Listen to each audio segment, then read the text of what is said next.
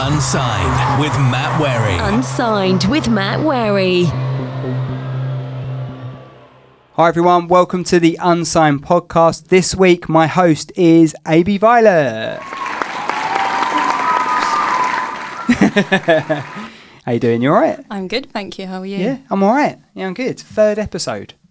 We have known each other for 5 months because I looked earlier. So you've submitted quite a few tracks to us in the past, but I think 5 months is when we last done our interview. Remember that? I do remember that. That was for Merry Go Round. Yes. Which was my second ever release. Was it really? It was. You've released a lot then since, because if that was 5 months ago, we're looking at what, October, November maybe? Well, no, that's like 7 months. But yeah, probably November time, wasn't it? Because I was still on, I think it was on Southend at that point. Yep. I'm just going to move your coffee slightly because I'm worried that's going to go off. Yeah, so it was on Saturday Sessions. What are you laughing at? Saturday Sessions, when I was on Southend, which was, that long ago. Mm-hmm. Yeah, I've been busy. Yeah, you have been busy. Yeah. How many tracks have you, so you've released Equinox? Yep, Equinox came out in April, beginning of April. And that takes, I think, up to 9 tracks now. Yeah. Yeah.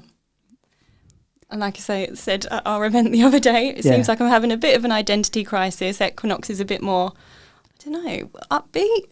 Dancier. Yeah. Yeah, dancier elements, which was ironically the name of my first EP. Elements, yeah. It was, yeah. Yeah, which is a bit more somber, a bit more down-tempo. A bit more melodic, I suppose. Yeah, but that was nice because that's when I was finding my feet as an artist. Yeah.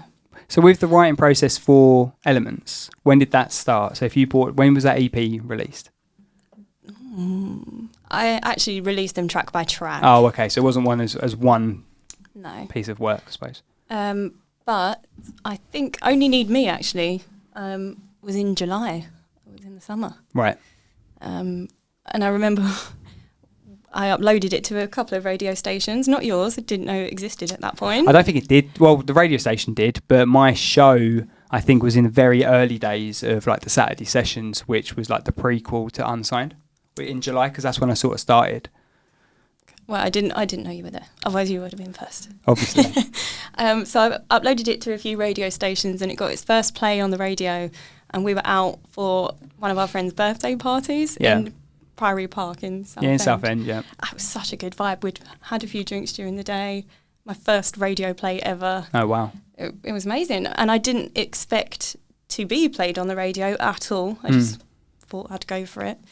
But I wrote that song months before. Right. So it's a quick turnaround. It seems to come together really quickly. I suppose when you're in that like inspired state, it's quite it sort of flows. Yeah, and I think like most people, lockdown was a massive creative inspiration period for me. Yeah. So yeah, been busy. Very, very busy. Well, you alluded to our event that we had on Thursday, the 19th of May. Mm-hmm. So we had that at 21 in Southend. Basically, I'm from Essex. Abby's from Southend in Essex as well. And a lot of the people that we've had on the show so far have sort of been around the London, Essex sort of area. But obviously we're filming at the Island Podcast Radio Studios here. Island Radio Podcast Studios, in fact. And so we're all quite central to this location. But on the event we had on Thursday, we had Your Good Self. Yeah. We had Good Health, Good Wealth. They were awesome. Who were awesome. Yeah. They were really good. I think watching them as like Bruce as a showman and Si as well. But like Bruce as a showman, he was very, very good. He went for a walk, didn't he? Do you remember? He went for... So 21's like quite a... It's a small venue, isn't it? I was going to use a better word, but it's like quite a small venue. But we literally had like... What I've learned from the events, right? I'm going to go off on a tangent here. So me and Ella, shout out to my sister Ella. She's our events manager here at Unsigned. You are awesome. We decided to push the tables back. So we had basically the stage, and then we had like a dance floor-esque sort of bit, and then the table set back, and then there was the bar. So me and Ella thought, right, what we'll do, all the tables were pushed right up to where sort of the where your monitor would have been on the floor where you were singing, where your mic was. It was not far from there, right? So we were like, well, what we'll do, we'll set all the tables back, and that will hopefully entice people to the front to sort of stand and watch the people perform, watch the bands and the artists perform. So we even set the table. So when you walked into 21, which is the venue in Southend, thank you to 21 and for Hayley who organised the event with us. When you walk into 21, we sort of tried to push the tables almost a block the way so you couldn't go and sit at the tables, that you push yourself into that sort of, it wasn't a dance floor, which but you know what I mean, right? Just in front of where you guys were performing, hoping that would mean that people would just go stand there with the drinks and be there. It created the opposite effect. Everyone then still went and sat on the tables miles away from where you lot were singing. It was like an amphitheatre. It was. And we pushed, and I said to Ella after, I was like, we done the wrong thing there. We should have just left the table, maybe moved one or two around. But how did it feel from your perspective? It was okay, and there were some songs that were a bit more upbeat, and especially for Good Health, Good Wealth. Yeah. People did get up. Yeah. And dance. It worked fine. Yeah. And like I say, amphitheatre. It's good fun. For Under One Sun, for the last one that they done, everyone came to the front for their last song, which was really nice. But yeah, no, I think I'm still learning with this event stuff. I think it's trying to know what would work best. I think if I was doing another event there, I wouldn't put the tables as far back as we did. I'd have a few more around, but still allow enough space for Bruce to walk around. But like you say, it was small, so you don't want to put too many... Intimate. That's the word I was going for. Yeah, professional way. Yeah, not small. I think I think it worked quite well. I think the event went really well. I was really happy with it. I nothing against the first event we done, but I think the first event brought a lot of stress and anxiety about how successful I felt like it had to be. I was going to say, is that your headspace? Oh, massively. Yeah. Massively. I actually said to my dad, like he's been in music all like forever since I was a kid, and he's done events all over the world, performed for years and years and years, produces music and all that. Right, helps out a lot with Unsigned. Pretty handy. He is handy. You're handy, Dad. But yeah, he helps out a lot with Unsigned generally, right? And he's helping mix the tracks from the nights, and he's listened to you quite a lot. And he's really helpful on the show. But where was I going with this? Musos. Oh, that's a massive tangent. What were we talking about? You were talking about the first event compared to this. Oh, yeah. So I said to my dad, so I'll go off on a massive tangent, sorry. I forgot as well. It just came into my head. So I said, so at the event, right, so we turned up at the first event at A Canteen in Chelmsford, and we turned up and we're getting everything together. The guys are sound checking, and I think we're just waiting for a couple of the more artists to turn up before they do their sound check. Oh no, the sound guys were setting up, it was just before sound check, and we went and got something to eat. So then I said he goes, "You all right?" I went, I'm proper stressed. I said, I'm shitting myself. I laughed at that. Huh? I don't know why I laughed at that. Thanks. I was really worried about it because I knew how many pre-sales we had from a ticket perspective. So I knew that it was going to be, I knew a certain amount of people were going to be there. Not for me, like as in I was worried from a financial standpoint what I was going to get through the door, but more a case of I really want this to be the best it can possibly be for the artists. Do you know what I mean? And I had a certain number in my head, and we didn't hit the number I had in my head. But like the bands on the night were like, look, if we got this amount of people here on a Wednesday, we'd be buzzing. So you've done like a really good job. And I was like, oh, okay, fair enough. So when it came to the Southend gig, and I knew what the pre-sales were there, which were better than Chelmsford, I was like, big yourself up. But I was like, it wasn't that. I was just like, oh, okay, cool. I feel like, this is a pretty good number now to be hitting for a midweekish gig. Yeah, I mean, I've not been to the venue in Chelmsford, but the venue in Southend was nice to play. Yeah. And as you didn't know beforehand, but know now, that was my first gig as A.B Violet. Didn't tell me that. Didn't tell him. I didn't think you'd want me to come. No, not at all. Do you know what, right? Me and you have worked together for a while, like doing, like sending music and interview and whatever, right? So we've known each other a while. So I trust you in what you do, right? I believe in your ability, and I'm glad you were a part of the first event we had in Southend, right? And I wasn't worried. You didn't tell me, but I wasn't worried. This is my non-worried face. It's like that meme, where there's a dog sitting at a table with a cup of coffee and everything's on fire around him. And he's like, this is fine. This is fine.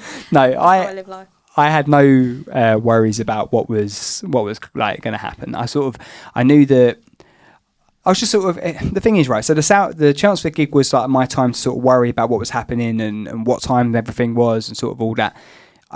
Because I'd run that event, I sort of felt like pretty comfortable with the evening itself, and I felt comfortable with the times because we had 4 artists on at Chelmsford and we had 3 at Southend. And I think that although I think Chelmsford went really well, and all the artists that were there were brilliant. I worked with all of them again. Mm-hmm. I think from a timing perspective of what you guys had a bit more freedom. So if you did overrun slightly, it didn't really matter because we started, doors opened at 7:30, you started at 8, and then it was basically on the hour. Then people then started their sets, and you had like 45-minute sets. So there's a 15-minute-ish changeover. And that sort of worked quite well, I think. I don't think that we were waiting around too long for the next band. Actually, I think everyone sort of hurried me up because I sort of was allowing a bit of a time, getting a drink, making sure everyone was all right, chatting to your mum and dad. And it was like... No, I was chatting to it. It was not... The thing, right, the thing that I love about doing these events is actually meeting the people behind the artists as well as you guys. Because obviously, it was the first time me and you had actually properly met. Mm-hmm. Same with Bruce and Simons, but I've met the Under One Sun Boys a few times. But it was nice to have your family there and to have Bruce's family there from Good Health, Good Wealth. Yeah, great time. It was so cool. It was so cool to meet everyone because Bruce's mum messaged me a couple of times about the event and actually tagged me in a post at 21 a couple of weeks before. Do you know what I mean? It was quite a nice. It was such a nice, friendly feel to that event. It really was, but I think that was helped by the size of the venue. Yeah, I don't know, the location or just the people that came. It was a good group of people. Yeah, all the artists were not only amazing but lovely, friendly, helpful, and everyone that worked to support the event as well, including your sister, including my sister. Your sister was like your sound, not your sound engineer, but she was definitely your roadie, wasn't she? Oh, 100, yeah. I called her my heavy earlier in the day because I couldn't lift the speakers. And then we carried them in and turned out we didn't need them anyway. I was going to use them as on-stage monitors and the sound guy had it sorted anyway. Shout out James. Yeah, he done really well. It was really nice working with him because me and him spoke a little bit prior to doing the event because we were looking at potentially doing one around this way. And me and him spoke about potentially doing that, depending on, but it's, I definitely worked with him again as well. He was fantastic. All the bands were great. The staff there were great. And we had a few walk-ins as well, which I think being in Southend on a Thursday night, I was hoping for a few here and there maybe, people could hear, because obviously it's right on the seafront. It's opposite, it used to be Peter Pan's. Yeah, but people don't go that far down really. What do you mean? You don't walk through the high street and go any further. Oh no, but I mean if you're on the seafront, I suppose, if you're going to the arcades or whatever, you might venture that way. But yeah, I was hoping for a few here and there. We got a few. I think we got, a handful. No, that's all right. It didn't feel like it was empty. No. It felt packed and it felt like there was a buzz. Yeah. Well, I'm glad that you felt like, because I was sort of sitting side on from where you guys were performing. Yeah. So I could see everyone sort of, within it. And it was good. I sort of wish I just maybe pushed people further forward potentially. But then if you guys enjoyed it, that was the main thing anyway. Yeah, I didn't particularly pick up on that. No. So we were going to talk about your writing because me and you, the last time we spoke, which was 5 months ago on the Saturday Sessions interview on Southend, we on there what I used to do, I used to have the Saturday Sessions. It was basically a weekend show I had in Southend, and it used to be the Unsigned music bit was on a Saturday, and then we would do a mental health sort of catch up, the mental health check-in we called it, on a Sunday. And on the check-in, we would basically have interviews with local organisations and charities that sort of help people with their mental health and all that. And another reason me and you connected quite well was because we both were quite into our mental health and trying to promote that. And there's a lot of that within your writing and your songs, in your lyrics within your songs. There is, yeah. Yeah. I try not to be too blatant with it. I think I said this to you before. I don't want to seem like I am not taking advantage of a situation, but playing on a situation. I want it to be accessible without having gone through that stuff. Mm-hmm. But I am writing with that perspective. That's where it's coming from. That's where the inspiration to write comes from. Yeah. It's that creative outlet for me. Yeah, I mean, I don't know what there is to say about it, really. I remember you saying that. I remember when at the gig on Thursday, I remember you sort of talking a little bit about it and saying how that it was a part of that some of your songs sort of refer indirectly about mental health and how it's affected you and how it can affect other people. Yeah. And then I remember Jess shouting out your sister saying, "It's been a lifetime." So it's like I think the thing is, I think all of us, everyone goes through it. We've talked about it on the podcast before, and I think it's a really good testament to your writing that you can and your art generally is that people can relate to that. So I'm sorry. That's all right. It's fine. I think if people can notice it and people can pick up on it and they understand it and it means something to them, that's all I ever want. My music to do. To mean something to someone. It's definitely, you can definitely feel stuff from listening to your music. It hits on many levels, but I'm just going to stop talking because I'm going to make you cry. No, it's fine. But yeah. Right, so what we've got coming up in the show today, on the podcast today, and on the radio show if you're listening on there, is we have Downtown City Gardens coming into the studio shortly. Yeah. So looking forward to meeting them. We've been playing their stuff on the radio for a little while. They've had Battle Shy out. They've got an event coming up that they're going to talk about coming here in Islington. I think it's at the Hope and Anchor, but they'll give us more information on that. And they've just they've just sent me 2 new tracks, which I played Letter on the show last week, and Tuck Me In's their other one. I'm going to try and play that on the show this week as well. But even some of their older stuff on Spotify is so lovely. Yeah. They've got some beautiful tracks. Yeah, they have, yeah. I've sort of, I'm quite lucky in what I do. I get so many tracks sent to me, and obviously on the way here today, we were chatting for a lot of it, so you probably didn't hear them, but I have the other day I went through a load of tracks that I've been sent, like 30, 40 tracks, and to sit down and listen to them, in the car is probably the best place for me to listen to them. So I don't then sort of go away and listen to the extended catalogue because of specific artists. Well, I did. That's what the co-host is for. That's what the co-host is for. But obviously, I get sent so much music, so any tracks that I get sent, I'm listening to, and I'm sort of trying to slot them into shows where I can get them and all that. So thank you very much if you are uploading your tracks. If you want to upload your track, if you're an unsigned band or artist, upload your tracks to unsignedmusic.uk. You did that, and you shouted that out at the gig on Thursday as well. Well, you put me on the spot then because you were in such a good flow. I didn't expect. That's why I did it, just to start. But yeah, if you're an unsigned band or artist and you want to get your music on the radio, unsignedmusic.uk, and we'll give it a little review, and hopefully you'll be in the air as early as next Sunday. We've also got our Patreon launched as well, which is essentially a subscription service where you can get early access to radio shows, podcasts, event tickets when they come out, and exclusive content that are going to be coming out from the Southend gig and the Chelmsford gig before that. We also had the Lucettas, Grace Calver, Ariston, and High Fly, and all of the exclusive content is coming to that as well. And I think what we'll do is we'll wrap up this section, and then we will get in the Downtown City Gardens. Sounds good. We will see you in section 2. Unsigned with Matt Wherry. Unsigned with Matt Wherry.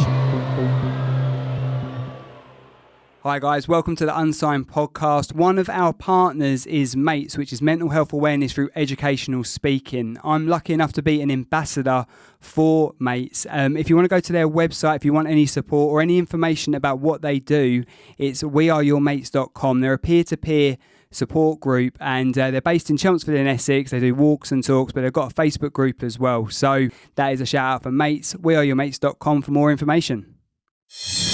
Unsigned with Matt Wherry. Unsigned with Matt Wherry.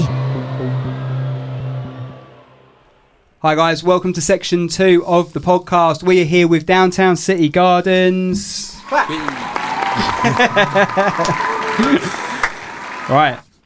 How are we? Good, very good. Yeah? Very good. Yeah. Thank you so much for coming in. Really appreciate you guys being here. Thanks for having us. Well, we wanted to get you in because not only have you submitted 3 tracks to me now. Yeah, we're a bit desperate, aren't we? No, not desperate at all. You sent me Battle Shy a few months back, wasn't it? And then you begged for more. I did. Yeah, you know me well. And you then sent me 2 not new tracks, were they? No. So these are all, I guess, they're old songs that we've only just released, basically. Right. Yeah, that's the nature of those records. We're very disorganised. Yeah, when it comes it's to taken us like 8 years. I don't think it's being disorganised, is it? What's the history of you guys then? So obviously you've said that when you've uploaded tracks to me in your bio, you have said that you have been sort of not had a hiatus as such, but you've had a break for a number of years. What is the reason behind that? I'm not sure even we know, but it's circumstantial, really. Yeah. We were gigging a lot, really slaves to it for many years, and we loved it through uni, and then afterwards, we sort of migrated our sort of base from Bristol over to London. Right. And we made a good go at it, and we had some really good songs that we were recording in the background. We were set to release an EP, which we then just fizzled out from there on. And I think it was just a case of, we had a lot of momentum and a lot of attention, and we were really confident, and we felt like we'd suddenly turned a corner, and we were becoming very professional with our live set, which is hard for us because of the amount of instruments we have to perform with live. Right. But I'm not saying we're full orchestra, but it's a complicated set to bring to a London gig, for example, because we have so many keyboards and backing tracks and drum pads and stuff. But the crux of the matter was we were at a point where we either, and this came up in the podcast last week, I believe, we either had to really throw ourselves into it and commit everything, or carry on at that. And I think we just lost momentum because we weren't ready to do that. And there was a lot of other reasons for that. Was this fresh out of uni still? Then? More or less, yeah. I think if we'd have hit that point whilst everyone was still studying, then we would have grabbed for it. sure, yeah, because there was no massive commitments in the way. But timing was not our friend, and I think instead of just battling through that phase, we just fizzled out. And it's a shame because we never got to release this music, and I think it took a lot of other, some shit happened to everybody with COVID, and yeah, of course, yeah. We came back together again. I moved back down I was living up near Liverpool, and I moved back down south, and we were sort of in the same place once again, and I had a lot of time. We were hemorrhaging new music and new songs that were just all in that style of Downtown City Gardens, guitars with synths and the sort of gated drum pads and stuff like that. And it was a no-brainer to get back together and try and we've got a gig that we're looking forward to in August. So yeah, that's the story thus far. I think I don't want to bore you anymore. No, you're not boring us at all. It's nice to actually put something behind the music, because we were chatting just before we came on pod and stuff, and obviously I've been dealing with you guys a little bit, but you only ever sent me that one track, and I was waiting for new stuff to sort of come in, because that track, Battle Shy, I loved it. I played it so many times. I think I even had it as like my track of the week as well at some point. And it's like, it's one of those tracks that you think, I remember referring it to it quite Kings of Leon-y, like that track, and I think quite a bit of your sounds like that. Is that something that you guys are happy to hear, or are you like, no? It's inevitably going to be an influence of ours, because as a kid I was obsessed with Kings of Leon. I really was. Really? Yeah. I think probably because of the times, it's still my favourite album. Right. Well, there was a time when he was growing up that these bands we had at school, he got said, he sounded too much like Kings of Leon, so he tried to completely change his voice. He's like, I can't be compared to that. And then, I don't know, was it when you're like 18, you just thought, well, I can't carry on trying to sing differently. And then you can't hide who you are. Exactly. No. And then, he does a very Caleb tone to it. But that's great. Yeah. Caleb's a class singer. It's funny because if we talk about the real influences for the music, it's not Kings of Leon at all. I mean, it might be subconsciously in that aspect. I didn't hear Kings of Leon. No. Who did you hear? A mixture.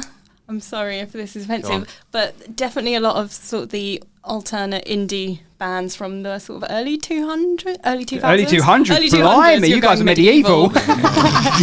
some loots in there. No, but even so, things like Wombats. I can't even remember off the top of my head now, but definitely Wombat. But even Ereshore, I heard as well. That I could hear so many different influences, but definitely the sort of alternate indie vibes.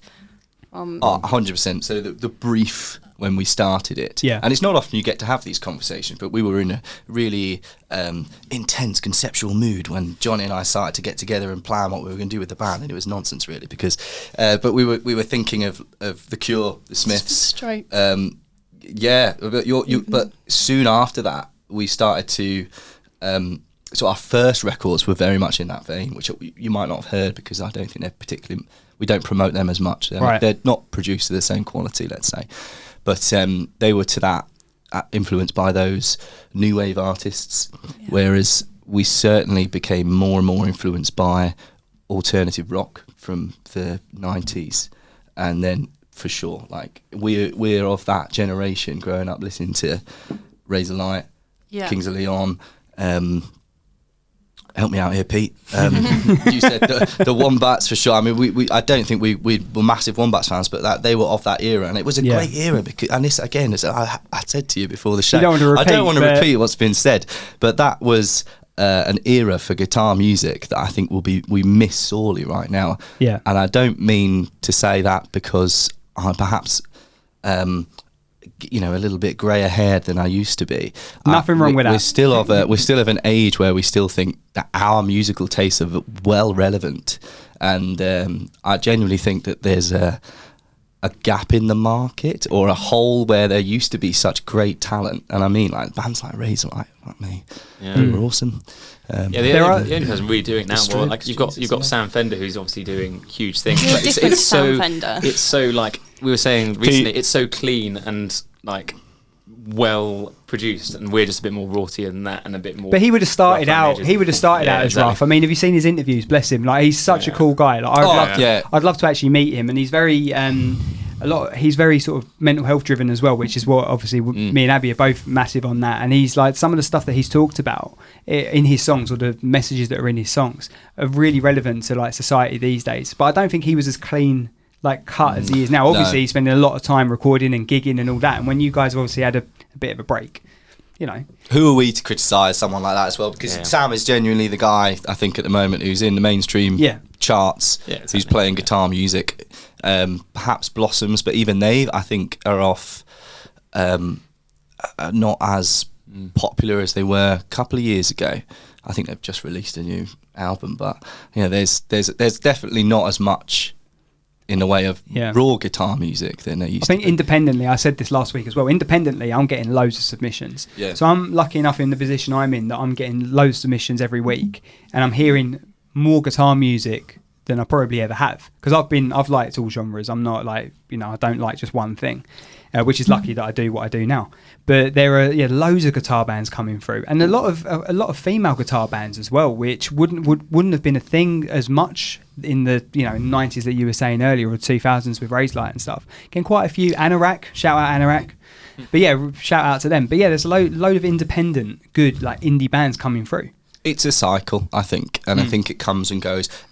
Rock music, rock and roll, whatever you want to call it, there will always be a place for it in pop culture, and I don't think there'll always be somebody in the background banging the drum, but when it comes to the fore and it becomes more mainstream, that's I think we can't be far off. Looking at what like you must see such a trend of it, whether that's because the bulk of unsigned music is tapping into channels like yourselves. I'm not sure, but it might be almost biased to say that you're just getting band submissions. But I've listened to your show. It's not just bands. No, it's not. It's quite a variety. I'm quite lucky with like Abby, your music. What would you say your genre is? Because you sort of float between them, don't you? Good question. My Google SEO says electronica or ambient pop or indie pop.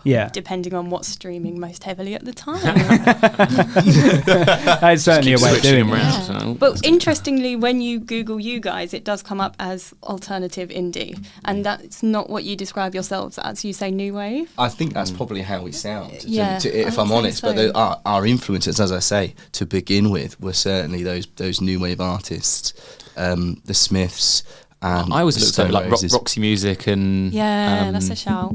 What was it on Talking Heads esque, like those drum pads and things. Very Talking. We used to insist in all of our live gigs. We used to give whoever was mixing the sound a 6-track disc CD and say, right, we want these songs just before we play live.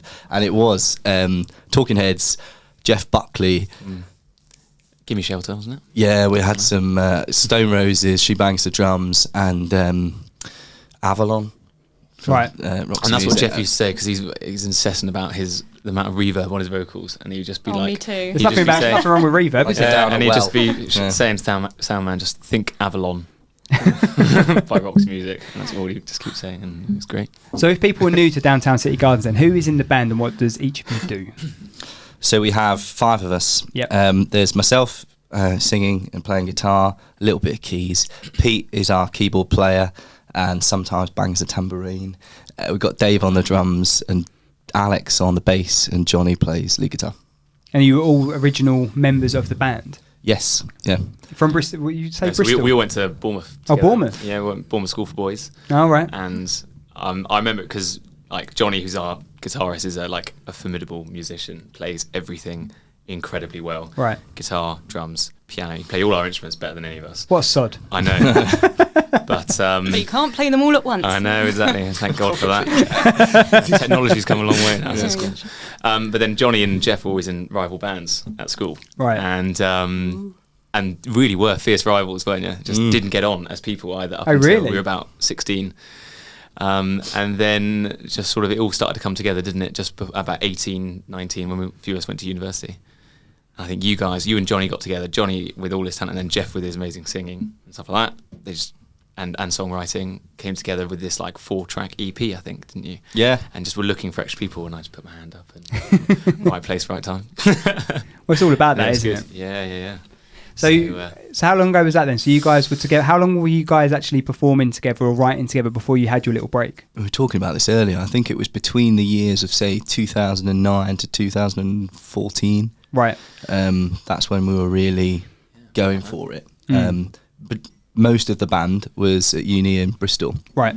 So we basically set up base there. And it was great because we were... Yeah, Bristol's live music scene is I was going to say, I've not That's spent much fantastic. time in Bristol, but I imagine it's one of those places that's got to be incredible for the music. It's a very bohemian city. Yeah. So it's everything that you could pick all the sort of the cool hubs of London and concentrate them into one place. I think that's what Bristol is like. It's got that a real atmosphere for live music, real appetite for it, definitely. Did you study music? No. At A level, yes. Okay. But, and we had Yay. genuinely had some wonderful music teachers at school, and I would say Mr. Ruffer, if he's not dead, if you're listening. He wasn't well a lot of the time, so but he was genuinely one of those guys that knew everything about anything. So we He's got quite red, didn't he? and it was just funnily enough, it was Johnny and I who were in the only A-level music students at school together really? Wow. in a class. So I think that's where our sort of mutual admiration came. So for you've one been another. rivals up until that point. Yeah. Even during that point, Oh, right. we weren't you know, At each other's throats. I like the story that Pete penned just there, but we weren't Good documentary. arch rivals. Certainly not. There was definitely a rival in terms of the band because we were pitching to the same mates to come to gigs and stuff like that. But in reality, we admired one another, definitely. Yeah. But we were lucky. We had some really good music teachers at school, so I think we've got a firm understanding of music. But I never studied it any further. No. I was saying to you on the way here earlier, I did GCSE music and A-level music, Yeah. but I've never been a musician. Like, I'd love to have been, but I'm not that talented. So that's why I talk about it. But I think if I was to, I said last week, drums is probably the only thing I'd give a go. But even then, I'm nowhere near any of the people that I've met. My dad's a muso. He plays in bands and stuff, and he always has. So I've had the opportunity to watch it from behind the scenes quite a lot. Right, yeah. So it's nice but it's nice now to be on this side of it, meeting yourselves who are obviously trying to pave your own way. Actually, think about it, the first band we were actually in was our Oasis tribute band. What was it called? Well, No Oasis. weirdly, we all Not far had off. blonde hair, so we called ourselves Bloasis. People used to So- think Below Oasis. Yeah.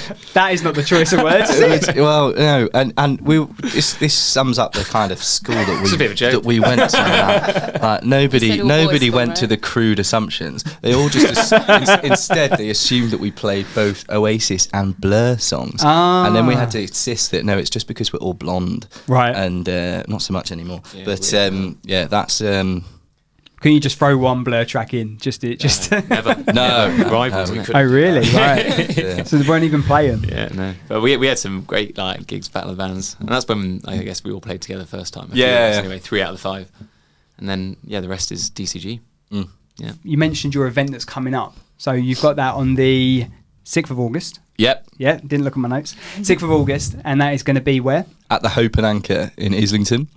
We were talking about it. It's a gig. It's a venue I've played at before. It's a designated music venue rather than a pub with speakers, so it's going to be good. We know it sounds good there. We have plenty of time to rehearse because we genuinely we started rehearsing again back in March, I think, or February. So we were a bit rusty, let's say. But we were rehearsing just the other week, and we're sounding very much like our old selves again. Getting back into the groove. Definitely. I think our live set, we're really looking forward to it. We've got a big repertoire actually of songs that we can cherry pick from. We're lucky because we were gigging so long before, and it was quite a high concentration of music there to pick from. So we've got a really good set. We're really looking forward to it. We think we've lined up a DJ for the bit of an after party afterwards. Nice. So it's going to be a good night, and tickets are available. Go to our Instagram, is probably the best place. So that's at downtown_city_gardens. We'll put that in. Yeah, nice. And you can follow the link on to our link tree and buy tickets on our Eventbrite page. How have you guys found like setting up your own event? I mean, I know you said you guys have gigged quite a lot in the past, but how have you found like putting a gig together in 2022?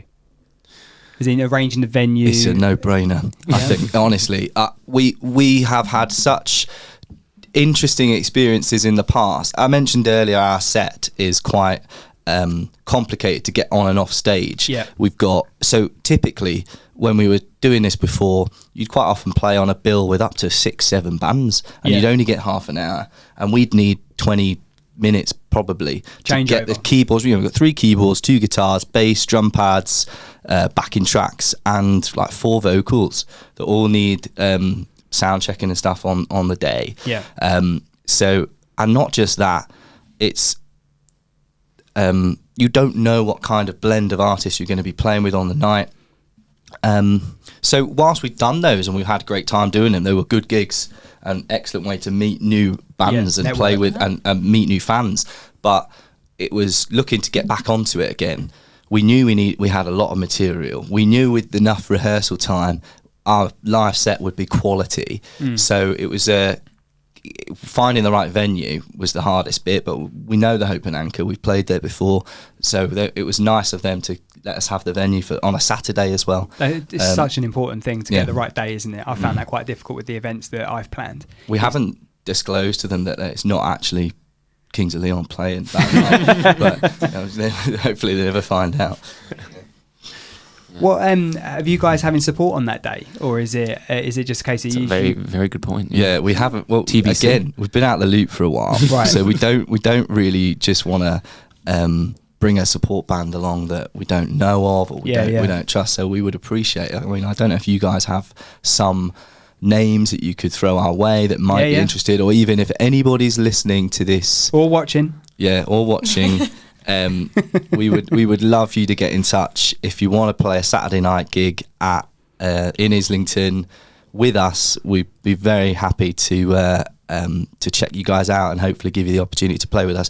I can't say that's a great opportunity, but it's an opportunity to play on a Saturday night in Islington, which would be sound. So, that'll be quality. I think you've around this way. I mean, you're probably no better than me, Manish, but there's a load of people around here on a Friday, Saturday night, isn't there? Nightlife's pretty good around here. Yeah, so I think from a attendance perspective, that would be pretty cool. But yeah, we've got loads of bands and artists that I reckon would be interested. So I can throw loads of people your way for you guys to review. But if you're an unsigned band or artist and you do want to get involved with the show, go to our website. Don't laugh, unsignedmusic.uk, and submit your music. But also, if you do have events coming up, then you can also post those on our website for free as well, which you guys haven't done yet, but I'm sure you will now. And we're hoping to get some more of our own events going soon as well. So I think the hardest thing I found is actually getting people through the door. Oh yeah. I've struggled, not struggled, because we've actually had quite good turnouts on our events. Yeah? Yeah. You were performing at one, so I hope so. How was it? Yeah. Well attended.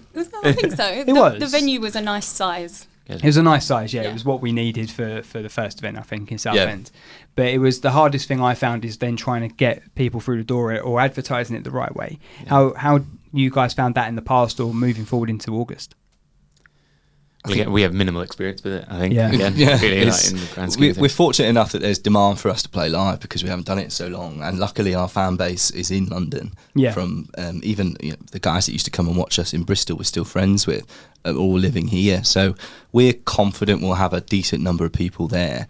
And being able to pick and choose our venues like we have done, I think I would recommend this to anybody because it's quality over quantity then. So we can then plan our next gig in a similar way, Yeah. and perhaps not saturate our calendar with live music and live events, and capitalise on getting the most people there to make it as much of an atmosphere as possible. That's what we've all done those gigs playing to 10 people, and 5 of them are bar staff. So, Wonder what they're our biggest fans now. Yeah. They're good gigs. Yeah. Good learning curves. Well, exactly. We've been there, and we still had fun.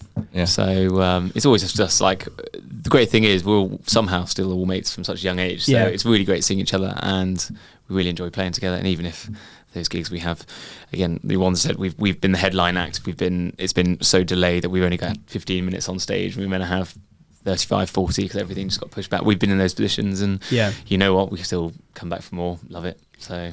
It's good. It's good to be open to those sort of changes. But I think you guys, where you've learned, you've got that experience and knowing what you can and you can't do on a night, and being honest with yourself to be like, right, we definitely need like an hour to ourselves and half hour worth of changeover. That I think the planning side of it, I've been sort of all right with, because I do like, my day job is being a project manager, so planning stuff and being like, right, cool, I know what to do here, and we'll spend 15 minutes on changeovers for you guys last week, and it all sort of went quite smoothly. I mean, we had a cracking sound engineer as well, so James, well done. But I think getting the right people involved certainly helps. Well, that was your second event now, wasn't it? Yeah. So you might have already talked about this in your half an hour already, but like, what did you learn from the first to the second that improved it? So, honestly, I think the thing that I learned the most was choosing the right venue. Right. And having the best people working at the gig. That's not to dig out anyone that was at either event. I'm not going to say any names or anything like that, but I think I've certainly learned between the two gigs what works and what doesn't quite work. And from a promoter's perspective or an organiser's perspective, however I sort of want to package sort of myself in that vein, I think that I've certainly developed. From, like I say, like planning stuff is what I sort of do in my day job. So I'm quite happy planning stuff to the nth degree and getting that all sorted. The technical side of it, I'm learning. The marketing side of it is something I still need to develop. But I think when it comes to like dealing with artists on, I mean, you tell me if I'm wrong, but like dealing with artists on the night, dealing with sound engineer, the photography, the videography, like the sound, I think I'm quite confident doing that, and sort of like comparing the evening a little bit here and there as well. I feel I'm all right with all that. Yeah. It's just getting bums on seats is the bit that I need to. That's the next bit for me to learn, really. I think, to be honest, which is probably the hardest bit of running an event. Yeah, for sure. Yeah. If nobody's heard of you, it's even harder. You know, how convincing people to come to a venue and they've maybe had a snippet of or a taste for it, but not enough. It's hard, but yeah, you just got to keep going. It snowballs, and it's trial and error as well. That's certainly what we found from the Bristol scene. Is that we found venues that we were comfortable with, and we knew we could fit on the stage for starters. Let alone find sound technicians who worked well with us live. So that was quite good. We kind gave you enough reverb. Absolutely. Yeah. There's nothing. I hate it.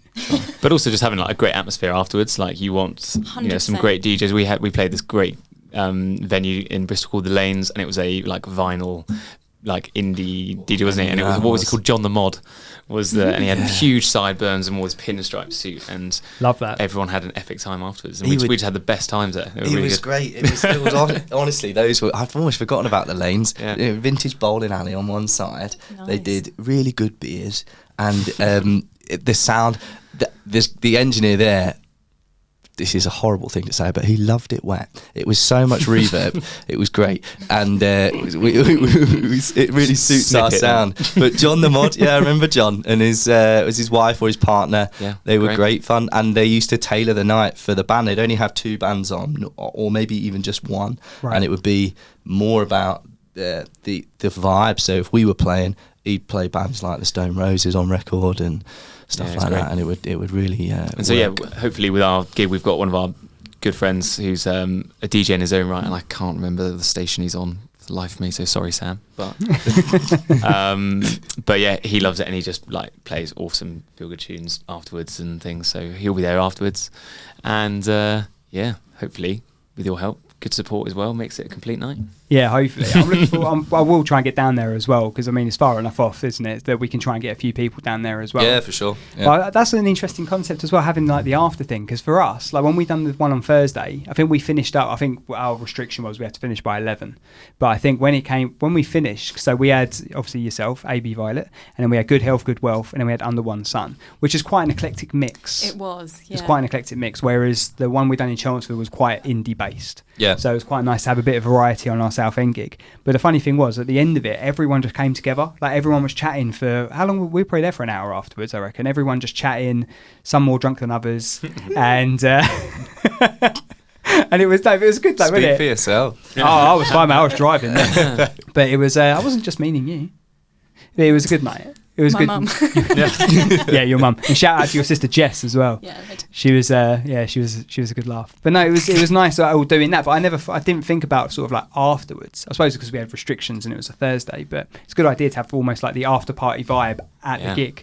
Yeah. We just want to make the most of it. I think we've got the venue. We've Spent all that money on the venue. yeah. Well, yeah. How? I mean, not that we have to go into this in too much detail, but how have you guys figured that out with? Because there are some venues that will do, we'll take the bar, you take the door. Is that a similar thing that you found? Not at all. No, we've just paid for the hire of the venue and for them to staff the deck, basically. So we've got a guy on the desk who's gonna or lady, I don't know, who's gonna mix the sound, and then I guess they take the bar. Yeah. And we've paid them a down payment for the venue hire. So it's very simple arrangement. So as far as ticket sales go, that's all revenue in ours, and the whoever's playing with us on the night, that's for them. So yeah. Fair enough. Right, what we'll do, we'll have a little break, and then we will come back, and I've got some questions for you guys. Good stuff. All right. So join us in the third section. Unsigned with Matt Wherry. Unsigned with Matt Wherry.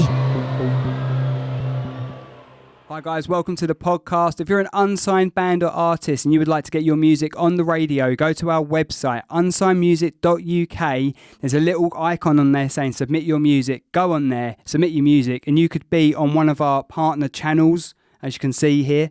You could be on there as early as next Sunday. So go and do that, and we will listen to your music, and hopefully you'll be on the radio. Unsigned with Matt Wherry. Unsigned with Matt Wherry. Right, welcome back to section 3 of the Unsigned podcast. We are joined by Downtown City Gardens and A.B Violet. Woo! Hello. I didn't get a clap. Oh, sorry. It's not the same. You have to ask. You did get a clap in the first section. So we are now going to do, it's not quick fire questions, but it's basically just a bit of a quickish fire section. Yeah. Ish.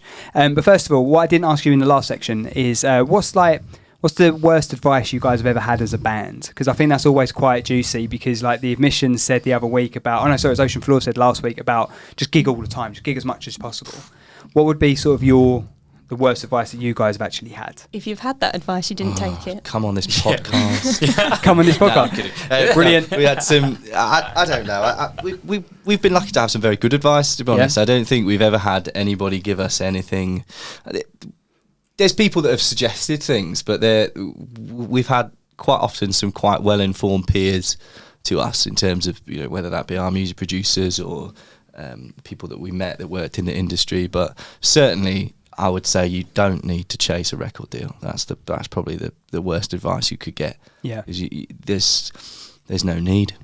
It's just not. It's not a good question. Would you take a record deal if you were offered one? Oh God, in a heartbeat. There's a lot of people that wouldn't. It depends on how much money they're going to opt. No, let's be serious. It depends on the label and the brand. We were talking about this before we came in here. There was a gig we did not long before we sort of fizzled out, I would say, at Notting Hill Arts Club, and it was organised by the A&R manager for RCA Records.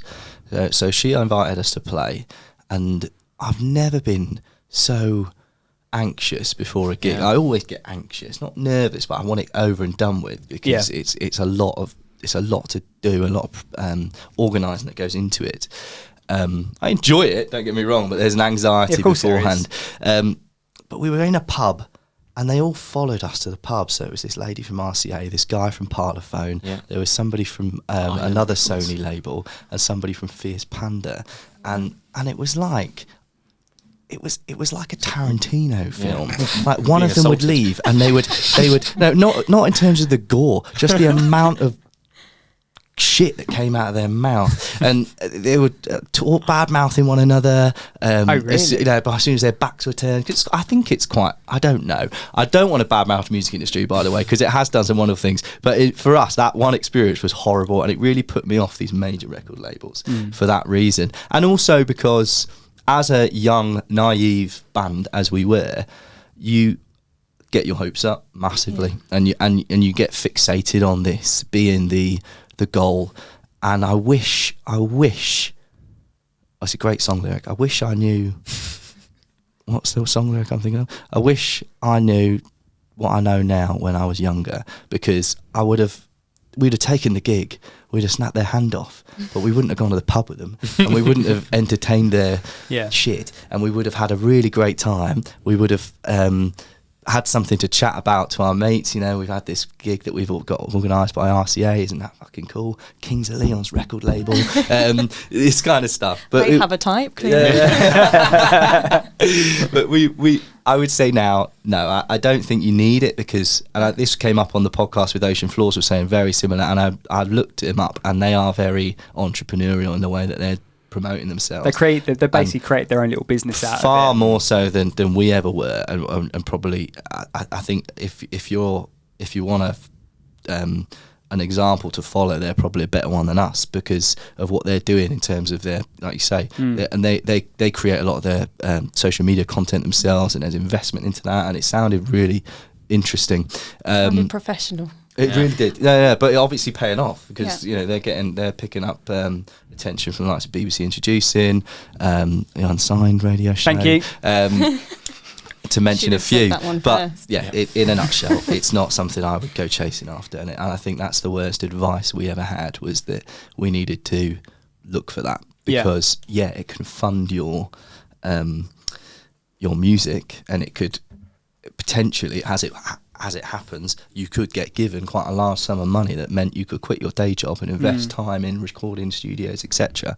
But you could probably do that yourself to a very similar standard at a lower budget. Because I've been fortunate enough, and I'm really going off on one now, I've been fortunate enough to record in some very prestigious recording studios, one of them being Rockfield over in South Wales in Monmouthshire. And speaking to the people that worked there, Josh was the resident there. The engineer who worked on our records. If they got a sniff, the studio that you were signed, the amount of money you had to pay for that studio was extortionate. And because we were an unsigned artist, or whatever we were recording there at the time, they didn't care. I think we just paid a day rate to the guys we were working with to cover their expenses, a few £100 for a couple of days, and we got some brilliant quality stuff, isn't it? Great. Yeah. Between five of you, it's fine. It's five students as well. Yeah. Well, even without a real decent income, you can afford that, and it's good value investment, because we all need records, and that's the biggest expense, I would say, that a record deal down payment would cover for you at this point, is the studio. You don't need that. Not these days, probably. I think that we were talking about it on the way here, weren't we? Like, it's quite accessible these days. I mean, again, I don't pretend to be a musician in any way, but even doing what I do, like, you used to have to go and sit in a major studio somewhere to go and do what I do, whereas now a lot of it is pre-recorded at home when I've got time to do it, because obviously you've got the 9 to 5 as well. But talking about setting up as a business, I've done that with this, because I invest my own money into it every month. It pays for websites and other travel and whatever else. And I think that is the way it has to probably be these days, because it's very difficult, especially in these times where everyone's sort of trying to be careful with money as well. It's sort of having that budget there to make sure that you can fund it, because no one's just going to give you the money, are they? Not really. I don't know exactly how it works with record labels these days, but there's not just record deals. There's publishing deals, I think, which are another aspect. And I never had one. Don't know exactly what it would involve, but friends of mine who have got them are, let's say, their costs for recording songs are covered through that. and Right. it's basically covers the bare minimum, and it's quite a nice way Buffer. to do it. Yeah.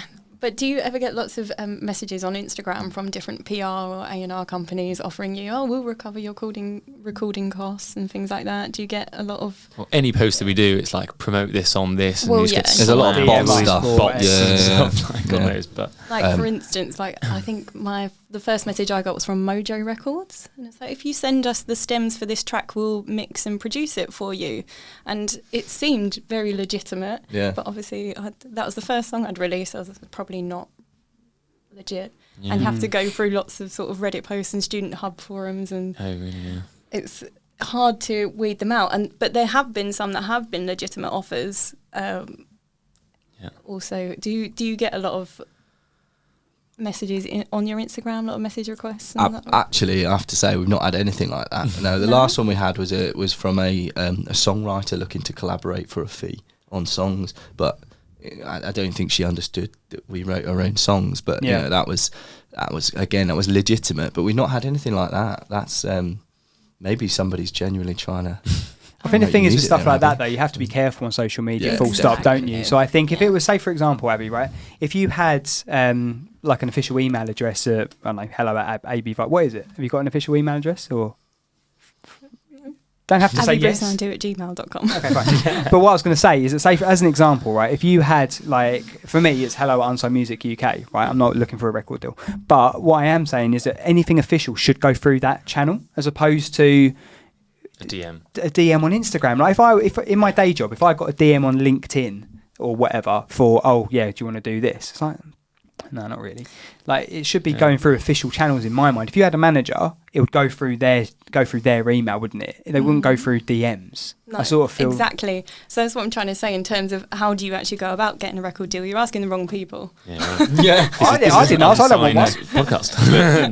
We're clearly That's doing. why we're here. I genuinely think there was a time where we were really, really hankering for one, and we were getting a lot of conflicting advice at that time on particularly with this EP that we've just released. Do we release it or not? You know, some people tell us to hold back because that might be something that a label might help you with and promote, which in essence sounded great, and that's one of the main reasons we never released it, because we were holding out. But it was Holding out for a dream that never came. yeah. 8 years later, just Is that a lyric? Just Sounds like a good lyric. could be. It's quite a good one, isn't Yeah, it? it's good. Write it down. Yeah, 8 years later, we just throw it on for free. Just get it out there. Yeah. But we've been saying that for I think about 2 or 3 years. Yeah. Why is because we all love the tracks, and we burnt. I can't remember. We burnt about 250 CDs. Got rid of all of them in a couple of gigs, and they're all just in people's cars that still have CD players in people's homes. Never released it digitally. Right. Like, it was mad, and so that's what spurred us on to do this and just be like, just get it out there. It's a waste. And now we're doing the same because Jeff's written like 5 more tracks, and they're all in our eyes. This is great, and they're just sitting on our phones, just like, oh, but what do we do with them? When do we get them out? Don't know. It's good that you guys are so. You found your inspiration again, though, haven't you? That's amazing. Absolutely. Yeah. We've got He can churn them out like in a day. It's Oh, mad. wow.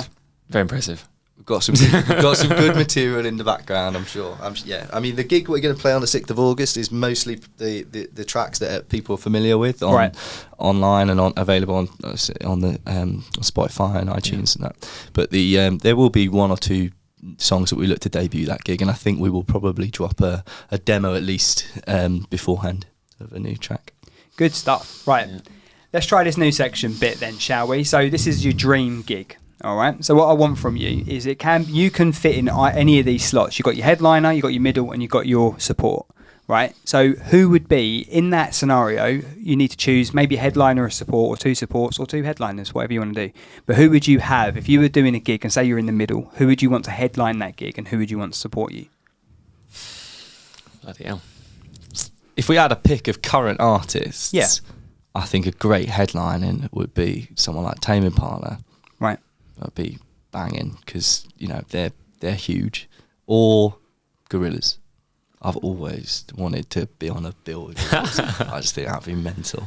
But yeah, that definitely be it. And say we're at Glastonbury, right? Yeah. That's the headline set. We've got the Sundown set for sure. Yeah, sun going down on the pyramid stage, and you're playing some of those tracks off REP, which we love. Yeah. We were always thinking, oh, that would be good. So that would be 7, would that 8 be PM. your venue or festival? Like that would be the pinnacle for what you guys would want to do. Oh, come on, we're talking dream gig. That'd be wonderful. Yeah, on that pyramid stage of Glastonbury, sunset going down, and we start playing like one of these songs with a nice synth intro, and it's real anthemic vibe. It should, that'd be banging. Yeah, because we've had Download so far, and I think it's a Brixton Academy. I think was the other one that people have said for their like dream venue. Wow. Yeah. I mean, we'll take anything. Take anything. All right, so we're saying Glastonbury with Gorillaz headlining. You middling, who's supporting? Like past, present. Any like maybe an unsigned artist that you guys know of or have sort of admired from afar. There's a great band in Birmingham way called the Silver Lions. You should check them out. They're unsigned, and they're about to drop a new EP. Oh, and cool. They're very much of almost like a punk come sort of Rolling Stones vibe, but I've heard a little demo of a little preview of one of their new songs. It's totally different, but it's banging. Yeah, they'd be a cool support act for sure. Good stuff. Right. Your So face doesn't seem to agree. Never heard of it. Oh, okay. Well, what's yours then? What would Who would be my ideal? Jeez, like I know what Johnny's screaming me not to say. I've just got this joke about in sound checks. I always play Venga Boys on my phone, just to really piss what's wrong them with off. Venga Boys? Well, exactly, it actually really They'll be kicks off. headlining Can you anyways. imagine the Venga Boys, like the Venga bus, and just people would go mad, and then we'd come on. But no, I think I don't know who would be. We were talking about this other band, Beach Lab, which we really liked. Have you heard of them? They're a cool band, quite similar to us. For a sporting act, you can't have your sporting act upstaging it, can you? well, Maybe I you don't can. know, that's their job though, isn't it? That is their if they're going on first, they're looking to be the They've got to build the hype. I think I don't know if you ever caught this, but they've stopped doing it. I think now, but there used to be this thing called the Enemy Awards Tour. The magazine would like put a bill together of 4 bands typically, and I feel like on one gig I went to see the Vaccines, the Drums, the Maccabees, and Bombay Bicycle Club, and the Vaccines opened on one session. And no, these were 2 separate tours. That's right. The Vaccines opened one of them, and the Drums opened another one, and they were both brilliant openers because I don't know if you remember the Drums. Have you ever seen them performing? No. Johnny Pierce, the lead singer, just used to do this weird dancing, and it looked like a puppet, but they were silhouetted to begin with, and it just looked really cool. And I thought that's a really cool opening band. Or the Vaccines, they just get everybody pumped up, to be fair. By the way, in the first section when I was trying to reference early 2000s sort The of Vaccines, was up there, was basically all of what you just said. Enemy Those tours, yeah. That's right. So the next thing on the list is a cover track. Now, when we've spoken to other bands, some bands quite like doing a bit of a cover, some bands really don't. As long as I think what Mission said was they like potentially doing a cover of something in their own style. But what would be like your go-to cover? Kings of Leon, obviously. No. So No? what genre do you think you'd think would be like indie? Yeah. Well, now that you're saying that, I'm going to say like heavy metal or something. I don't know. Well, or Venga Boys. That's no. closer to it, to be honest. Steps. We've done a few. Yeah. I remember the first one we did was Crowded House, Fall at Your Feet, Right. which was cool. The second one we did was Pure Shores, All Saints. All by All Saints. Nice. I'd like to hear you guys do that. Yeah. actually. Oh, they sound lovely. Lots of airy synths. It was great. Yeah. And the third one, which was the most popular, was Torn by Natalie Imbruglia. Also a tune. Yeah. Also a and- tune. I've got Vampire Slumber Party sent me their version of Torn. I'll play it to you in a bit. Yeah. So it's a popular cover. Yeah, and it just became so, especially at university, just drunk students loved it, and people, it was one of our most popular tracks, wasn't it? It was. Yeah. Sadly, I have to People were disappoint shouting people at us. that let's we may or may not play that on the 6th of August. We'll see. Purely for nostalgia. Yeah. So when you're watching like a gig, and sometimes really like high profile gigs, they'll bring a special guest out. So I remember being at V Festival one year, and Eminem brought out Rihanna. Yeah. Were you there for that? Were you? Wow. There you go. So that's like, who would be if you were to bring someone out to sort of sing on one of your tracks, but to be a special guest on that you could duet with on stage at your Pyramid gig at Sundown at Glastonbury? Who would it be? It would have to be for pure contrast. Something like I would say a female singer, just different tone, and then you've got What's her name? A.B Violet. I've never thought about it, to be honest, who we could bring on, but Bombay Bicycle Club always used to do that to great effect, didn't they? With, What was with her a name? couple of different artists. Well, is it Laura Marley to start with, Yeah. wasn't it? And then somebody Rose, maybe on Yeah. there. So anyway, Yeah, Rose. they always did that very nicely. But they I would say, let's say, dream like Lady Gaga would be sick, wouldn't it? Imagine she'd She's very take good. over. Yeah, it'd be her gig, wouldn't it? Yeah, Then? yeah, by all means. Should steal the show By the way, massively. yeah, that would be a great gig. How would you travel to the gig? Would it be on your Venga bus, or how would you how would you travel to The the gig? foghorn on the front. Yeah, like Johnny's turning over at home now. He's living with me. Yeah, tour bus. Yeah, I mean, it'd have to be tour bus, wouldn't it? I mean, I used to have a van that I got with work, and we spent many nights sleeping in, and we're talking like a T5, so nothing big, all 5 of us bundled in this, and one of us, not to name names, it's me, snores like the clap like really badly, so it was never very comfortable. To the extent we were like, well, like have surgery, it's that bad. But then obviously his voice would change, so he's like, I can't do it. I'd love to have that, but in a bigger, in like the official tour bus. Yeah, brilliant. Band that I've dealt with a bit in the past, I've played their tracks on the show, the New 20s. They've just been on tour, done a UK tour, and they've been supporting. I can't remember who they supported now. Sorry, but they were on a tour bus and like watching their Instagram and seeing like having a tour of the tour bus. It Jokes, looked yeah. well cool. Oh, I bet that was awesome. Yeah. Really cool. I mean, I don't think our tour would be very far. We'd like a little tour of like Bournemouth, maybe like the Joiners in Southampton, and then somewhere in London. I was going to say, would you go back to Bristol? Oh yeah. Oh yeah, Yeah, there's- What was the name of that Yeah. place? The band? The lanes. the lanes. Lanes. Oh Lanes. yeah, and it's still there as well. We could Yeah. definitely go there. Yeah. Yeah, that'd be awesome. Yeah, little triangle Yeah. below the M4. Yeah. Very nice. Right, so we've had. Let's play bingo now. Right. What would be on your rider? So you got your gig, and you're allowed to decide what you want on your rider on your list of requests. What would it be? You have one each. Just a lot of towels because I get very, Yeah, I didn't think that was very coming. sweaty. towels. As That's actually practical very request. key. Yeah, It is a practical yeah. request. Under the lights, Monto Water Rats was like the one where it was the hottest gig I've ever played. Yeah. I think I used to Like see-through shirts at the end. Yeah, we'd have Like to a wet pack t-shirt a spare competition. pair of clothes every gig. It Oh, gets wow. so hot. Yeah, He would. yeah. Some fans, as in. I'm not even that animated. Just sweat a lot. Lovely. Towels. Nothing. No, I don't think Yeah. I've ever thought about anything. I think you can get the towels for free. Extravagant. That's fine. Yeah, but this it is a Yeah, but a I want magnificent like treat.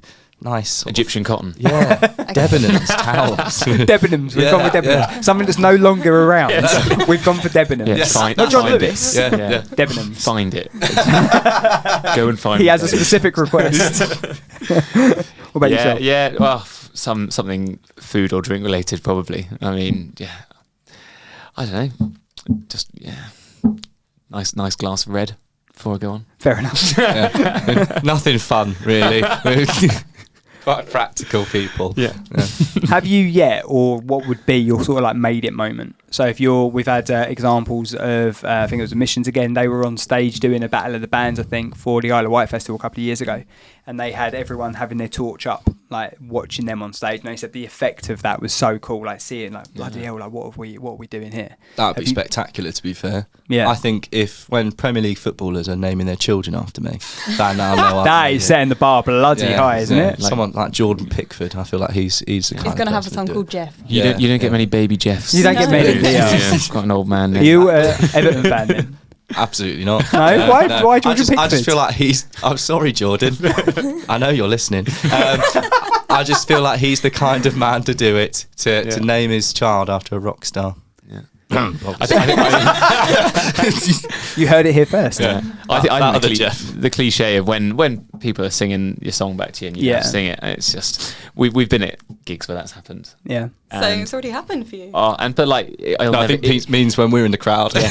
Yeah. your monitors are screaming. No, but like it's I don't think it can ever get old. Surely. You know, I don't know. No one repeats what I say. Except for my daughter when I'm telling her off. yeah. What about the after party then? So you've said your headliners, your support, where you're doing it. You're going on the Venga. No, you're not going on the Venga Yeah, bus. we might But be. where's your after party? Where? Oh God. I mean, if we were in Bristol, it'd have to be the lanes. Yeah. Imagine bowling after a gig. There's nothing like it. It's great. Yeah, that's good. They didn't even make you wear the shoes. That's how cool they were. Oh wow. I don't think you have to wear the shoes now No, anyway. you don't. I'm sure you don't have to now. Yeah. What was that about? Why did we have to wear special shoes? They used to mark the floors, Yeah, sure. didn't they? Yeah. Is that what it was? Yeah, like black rubber soles. Right. Our typical school shoes Yeah. would mark the floor. They were great for playing football in though, weren't they? Those shoes. Yeah. They were, yeah, Like, especially. pelted like Roberto Carlos. The ones with the big bars around the Yeah. front. Yeah, just Like tape curly like like everything. Yeah, absolutely. Yeah. Peace like football. Oh, sorry. That's right. We're not getting onto football with Abby. She's she's very. Can we not? No? No. Oh, okay, fine. We're not talking about football. Okay. It's banned. It's vetoed from Shut the down. podcast. Okay. It should be fine. We're in the Champions League now, so. Yeah. They were fourth. I'll leave it there. Copy that. Yeah. Although when I've done the podcast with Rob, he's a massive Liverpool fan. And we record this usually on a Tuesday evening, as we are now. And that's Champions League night, isn't it? So me and him have been trying to record. Just before recording, Rob's been like, oh, fuck. Oh, yeah. It's like, can we record now, please? So, yeah. Anyway, shout out, Rob. Obviously, Bournemouth now in the Premier League, so we're all pretty happy.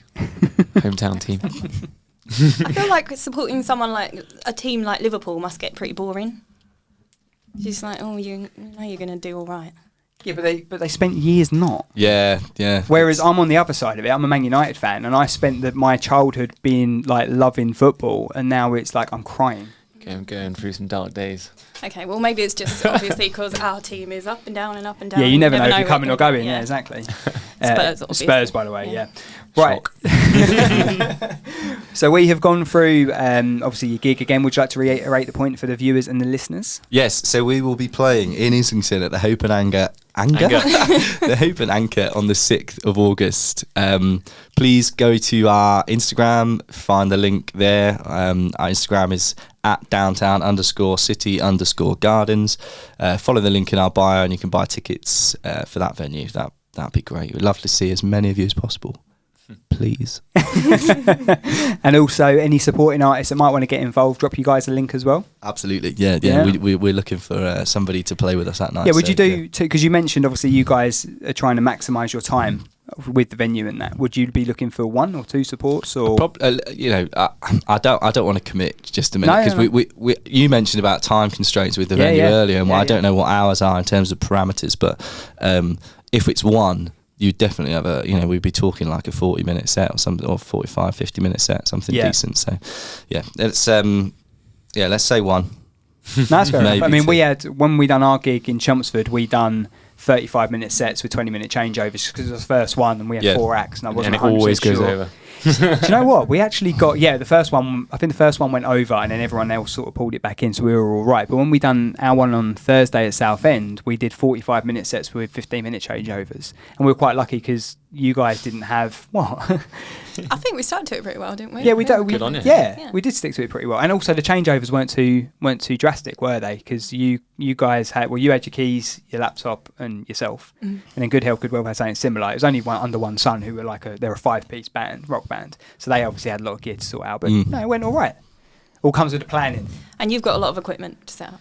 Yeah. It's like 16 channels of mess. Yeah, so a sound man's nightmare. But you've got a good sound man. You said you got a sound man? We have, but we don't know who they are. No, he hasn't worked with us before. He comes with the venues. Yeah. Oh, I see. We in for a know the shock. Hope and Anchor. I keep saying Anger. Don't look back in anger. The Hope and Anchor have a good quality sound in general. Like, it sounds good there. It's a good music venue. So I'm sure whoever they put behind the desk will be. They know what they're doing, don't they? Yeah. Right, Abby, have you got anything? Would you want to plug your socials? I should have set up a proper website before this, shouldn't I? You can catch me on Do it now, quick. Most of the socials at A.B Violet. I've got the same situation as you where I've got punctuation in between every word. But yeah, A.B Violet everywhere, all the socials. What about your latest EP? The latest EP, Equinox, is on Spotify and all other digital streaming platforms. Yeah, I well think done. that's about it. Yeah. Cool. I don't have anything to say really. Me. Well, that's good as a co-host on a podcast, isn't it? I'm joking. If you want to go and follow us on Instagram, I'm Matt_Wherry, but the main thing to go and support is unsignedmusic.uk. Also on the website, if you want to submit your music, unsignedmusic.uk as well, and be a part of our future events, unsignedmusic.uk/events. But I would like to say thank you very much for you guys coming in. It's a pleasure to have you. And hopefully, well, we might even see you again before the 6th. Because we said about potentially coming back. Yeah, on again, absolutely. didn't we? Yeah. So sure. we shall see. But if not, we'll see you on the 6th. But thank you very much for coming in. Thank you. Thank you very much. We will see Thank you you very on the much. next one. Please subscribe and like, and go and look at our Patreon as well. Exclusive content coming soon from our Southend and our Chelmsford gigs. But we will see you next time. Unsigned with Matt Wherry. Unsigned with Matt Wherry.